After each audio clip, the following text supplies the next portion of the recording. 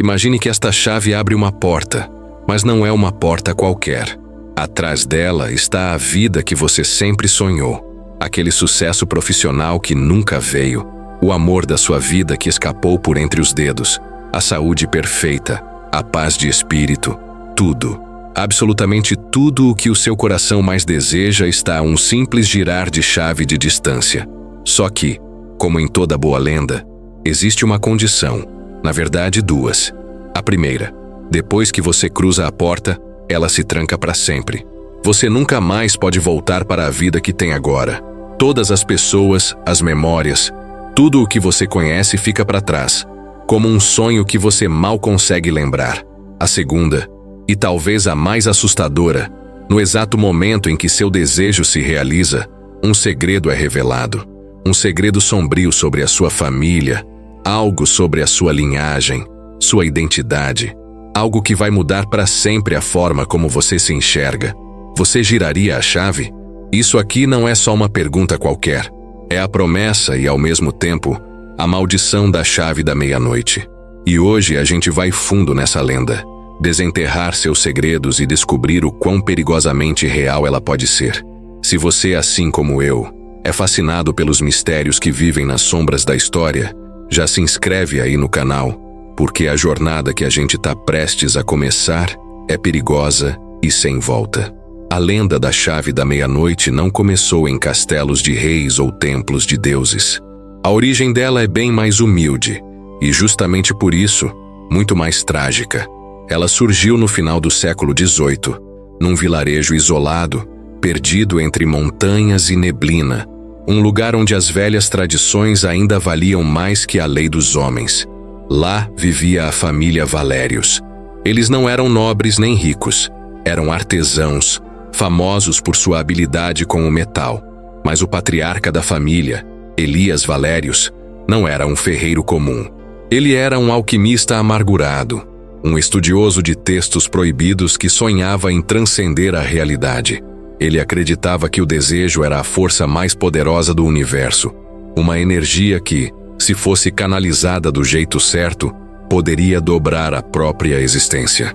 A esposa de Elias, Elara, tinha uma doença que a consumia aos poucos, uma sombra que nenhum médico da época conseguia entender ou curar. Desesperado, Elias se jogou em seu trabalho mais ambicioso, forjar um objeto que pudesse abrir uma porta para uma outra realidade, uma onde Elara estivesse curada. Ele não estava só moldando metal, ele estava tentando forjar um milagre. E faz todo sentido ser uma chave, não é? Pensa bem, em várias culturas, chaves são símbolos de poder, de conhecimento, de passagem entre mundos. O deus romano Jano, o guardião de todas as portas, tinha uma chave para controlar o passado e o futuro. Hécate, a deusa grega da magia, também tinha uma chave, a que abria os portões do submundo. Elias Valérios, na sua arrogância, achava que podia criar um poder igual ao dos deuses. Usando um metal misterioso, um tal ferro sussurrante, que veio de um meteorito, e seguindo rituais de seus livros antigos, ele finalmente conseguiu. Ele forjou a chave. Uma chave que, segundo os cálculos dele, precisava ser girada no momento mais poderoso do dia, na fronteira entre o fim e o começo, a batida exata da meia-noite.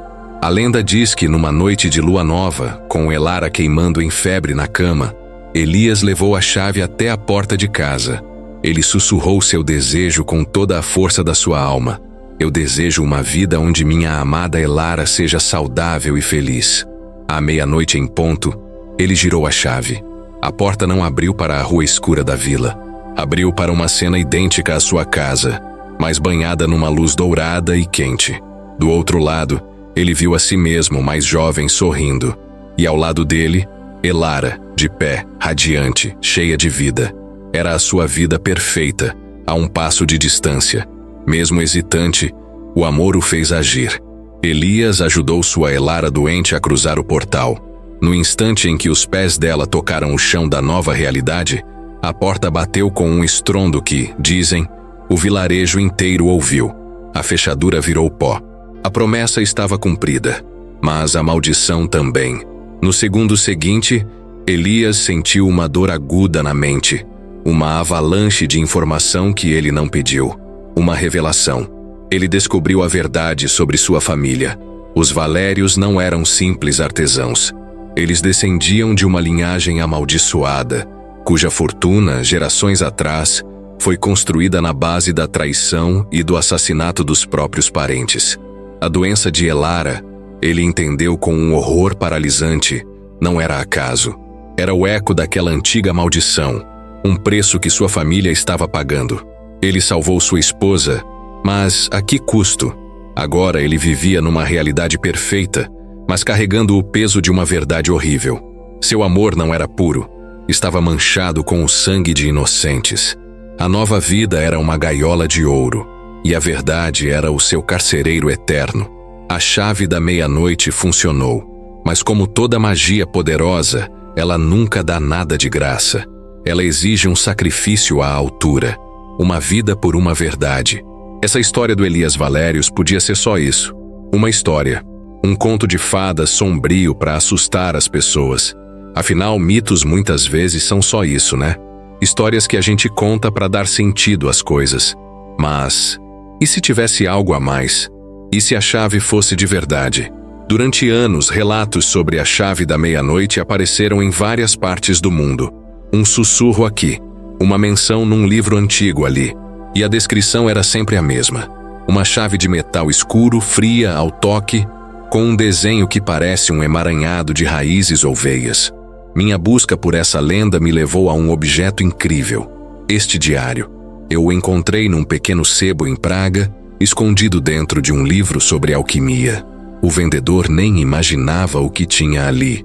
O diário pertenceu a um homem chamado Thomas, que viveu no início do século XX. E Thomas, pelo jeito, ficou obcecado pela lenda da chave. Thomas não era nenhum aventureiro. Ele era contador, um homem de números com uma vida cinzenta e sem graça. A vida dele, como ele descreve aqui, era só uma sequência de dias iguais. Ele se sentia atormentado por arrependimentos. Soa familiar? É aquele medo que todo mundo tem, de que uma decisão errada no passado estragou todas as chances de uma vida mais feliz. Ele ficava se perguntando: e se eu tivesse virado músico? E se eu tivesse me declarado para a mulher que eu perdi? A maior parte do diário é uma investigação quase acadêmica. Thomas pesquisa a lenda, conecta a história de Elias a outros contos sobre desejos que dão errado, como aquele do Charles Perrault, em que o cara desperdiça 3 desejos com uma salsicha. Ele estuda o simbolismo da chave, teorizando que ela não abre uma porta de verdade, mas sim uma porta na mente, um portal para uma vida alternativa. Mas aí, a escrita muda. O tom de pesquisador some. Fica pessoal, febril. Ele encontrou a chave. Ele não conta como, nem onde. Só diz que ela o chamou. A descrição bate perfeitamente com a lenda. Fria como a promessa da morte. Pesada como o fardo de uma vida não vivida. Desse ponto em diante, o diário se torna um debate torturante. Ele passa semanas pensando no que fazer. Lista seus desejos. Ser um compositor famoso, morar numa casa na praia, ter uma família. Desejos simples, humanos. Mas o medo da segunda condição, a tal revelação do segredo de família, o paralisa. Que verdade pode ser tão terrível a ponto de envenenar a vitória mais doce? Ele escreve: o que eu não sei sobre mim mesmo. Somos todos estranhos para a nossa própria história. Ele temia que, ao abrir a porta para o futuro ideal, estivesse também abrindo a cova de um passado que deveria continuar enterrado. Ele começa a investigar a própria árvore genealógica. Preenche páginas e mais páginas, procurando qualquer coisa. Um nome estranho, um escândalo, mas não acha nada. Sua família era, nas palavras dele, dolorosamente comum, e isso o assustava ainda mais. O segredo, ele concluiu, devia ser algo tão profundo, tão bem escondido, que nenhuma pesquisa ia encontrar. O diário termina de repente. A última anotação é de 31 de outubro de 1928. Nela, só tem 7 palavras. Esta noite a porta se abrirá para mim. Depois disso, silêncio. Thomas desapareceu. Não existe registro de sua morte, nenhuma pista de onde ele foi. Ele simplesmente deixou de existir. O que aconteceu com ele? Será que ele girou a chave? Conseguiu a vida que sonhava? E que segredo terrível ele descobriu? O diário não dá respostas. Só deixa um rastro de perguntas e um silêncio de arrepiar. Mas essa não é a única história. Existe outra. Um testemunho mais recente, mais detalhado e infinitamente mais perturbador. Anos depois de encontrar este diário, eu continuei procurando. Ficava pensando se a chave ainda estaria por aí, passando de mão em mão, deixando um rastro de vidas mudadas e segredos revelados. Foi aí que eu recebi isto. Uma carta anônima, enviada para a caixa postal que eu uso para o canal. Sem remetente, só o carimbo de uma cidadezinha esquecida do interior. A caligrafia é elegante, mas dá para ver que a mão tremia. É a história de uma mulher que se apresenta só como Júlia, e ela diz que usou a chave da meia-noite. Para quem quer que leia isto, não escrevo como um aviso, porque sei que a tentação é mais forte que a razão.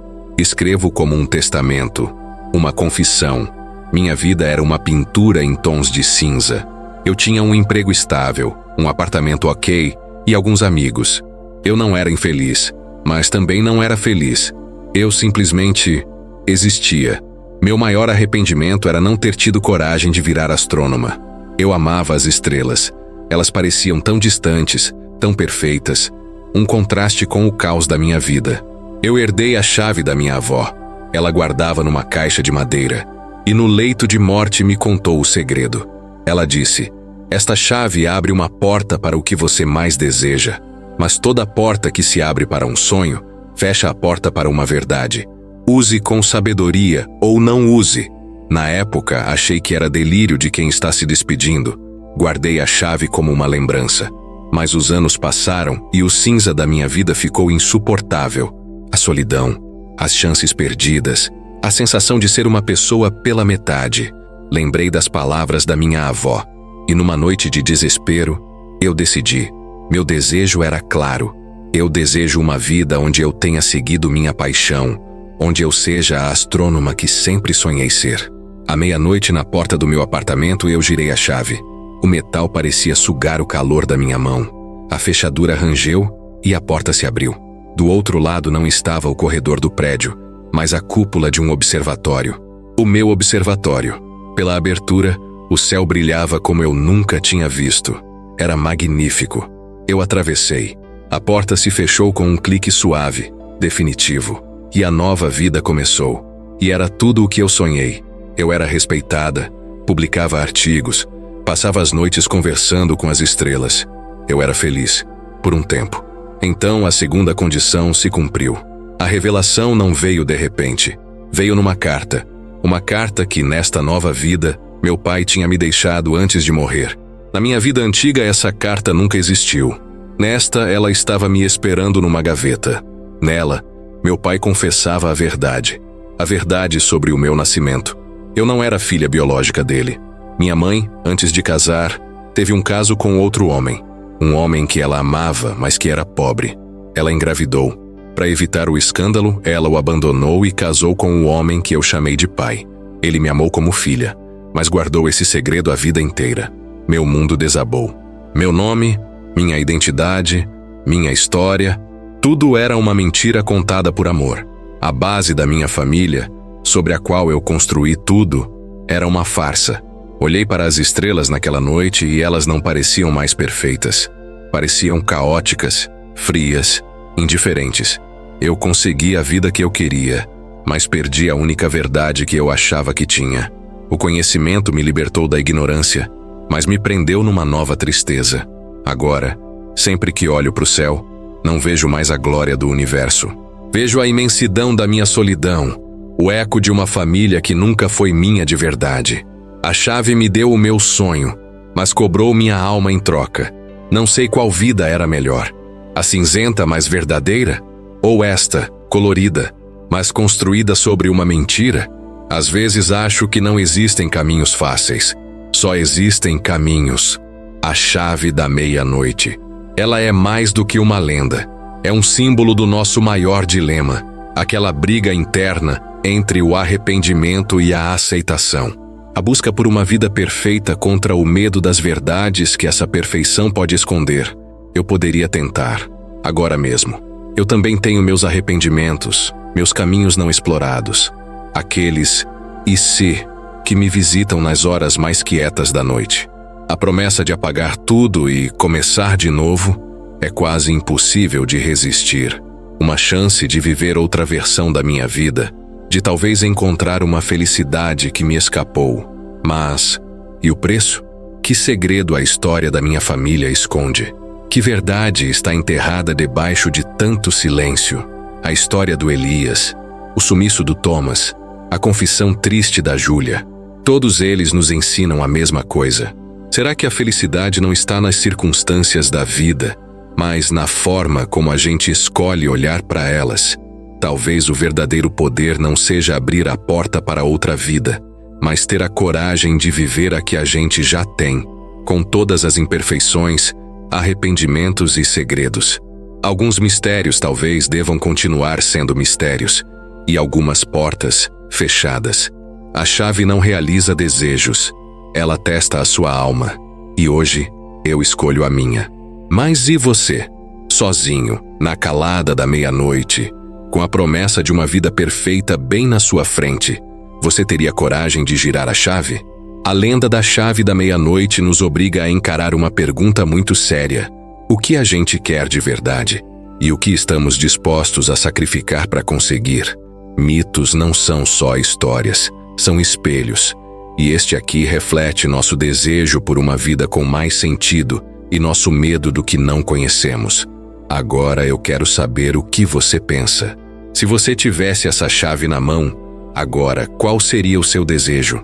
E, mais importante, qual segredo de família você teria mais medo de descobrir? Deixe a sua teoria e seu desejo aqui nos comentários.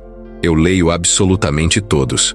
E se você sobreviveu a essa viagem pelos corredores sombrios dessa lenda e quer desvendar mais mistérios comigo, não se esquece de se inscrever no canal e ativar as notificações, porque existem muitas outras portas por aí, esperando para serem investigadas. Mas, por enquanto, talvez seja mais seguro só dar uma espiadinha pelo buraco da fechadura. Durma sob a proteção do Altíssimo. E assim que os seus olhos se abrirem, às 5 da manhã, estaremos aqui com a oração da manhã. Vamos consagrar as primeiras horas do seu novo dia ao Senhor. Tenha uma noite abençoada. E se quiser receber orações diariamente, inscreva-se no canal Minuto de Oração.